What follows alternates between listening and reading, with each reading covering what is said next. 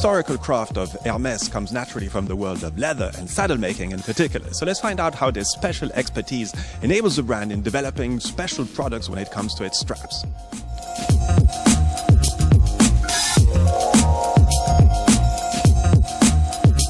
On est dans la montre depuis à peu près plus de 80 ans. On a tout de suite, quand on a créé les premiers produits, on a tout de suite imaginé des produits horlogers avec du cuir.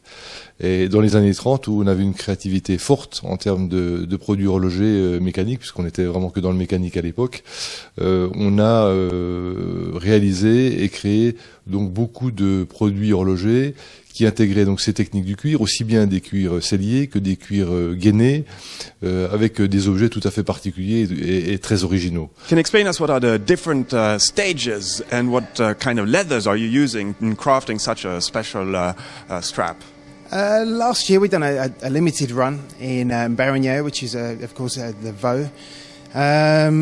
It's a little bit different to work than the Alligator. It's very delicate, marks very easily. The Alligator has different quality to work with, especially when it's put into the water. Each time it comes out of the moule, we've got to be very careful as to the marks which are left on the leather. So each point has got to be controlled each time it comes out of the moule.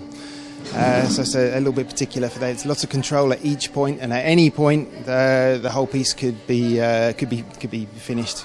On a de plus en plus la volonté de vouloir développer donc de nouveaux produits liés au cuir, un petit peu comme on le faisait dans les années 30. C'est vrai qu'on a depuis quelques années un petit peu abandonné ces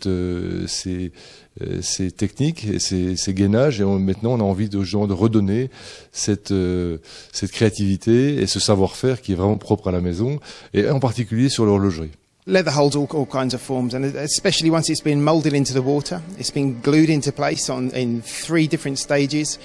It's going to be good and solid to wear. It's going to hold its shape. There's lots of things which are actually water molded, sheaths for knives, which they hold their shape for years and years. In fact, I think the original piece, which is in the Hermes Museum, made 100 years ago, I think that's still got its original form as well. So I think it's going to be durable. Si on reprend l'histoire d'Enzo Pocket, c'est une belle histoire qui date de 1912, puisque à l'époque on avait Jacqueline Hermès donc avait reçu cette montre pour la pratique de l'équitation, et donc on a réinterprété ce bel objet avec bien sûr les techniques et les savoir-faire d'aujourd'hui, mais en conservant bien sûr beaucoup de choses qui ont été faites dans le passé.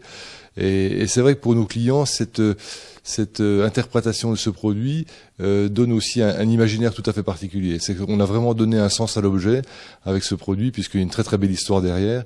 Ça sera en tout cas pour nous, je pense, le début d'une belle histoire avec les nouveaux objets portés par Hermès dans l'horlogerie.